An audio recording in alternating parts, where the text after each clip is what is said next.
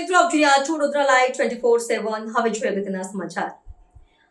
આમ આદમી પાર્ટીના ધારાસભ્ય 3 દિવસ માટે જામીન પર બહાર આવતા વડોદરામાં આપના કાર્યકરો દ્વારા ચેતર વસાવાનું અભિવાદન કરાયું।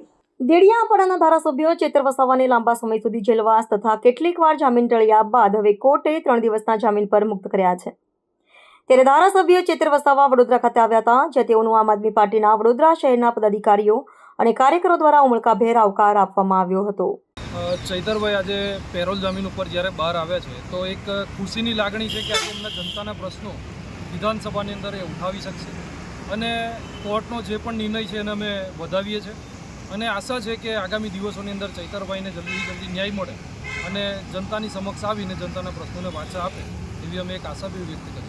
તેમના મત વિસ્તાર અને આજુબાજુના તમામ લોકોનું તેમને સમર્થન છે। માનો છો કે આજે જે પ્રકારે તેમને આ તક મળી છે તો તેમને લોકોએ જે ચૂંટાઈને મૂક્યા છે એને ન્યાય આપશે?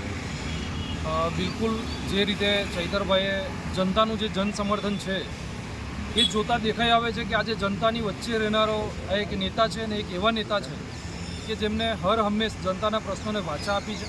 સડકથી લઈને સદન સુધી હંમેશા એમને લડતો આપી છે।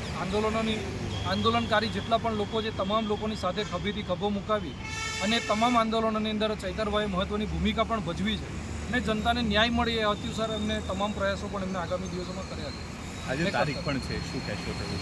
અમને આશા છે કે આજે કોર્ટમાંથી એમને રેગ્યુલર જામીન જે છે એની જે તારીખ છે એ પણ એમને મળી જાય અને ન્યાયિક તંત્ર ઉપર પૂરેપૂરો ભરોસો છે કે ચૈતરભાઈને ચોક્કસ ન્યાય મળશે।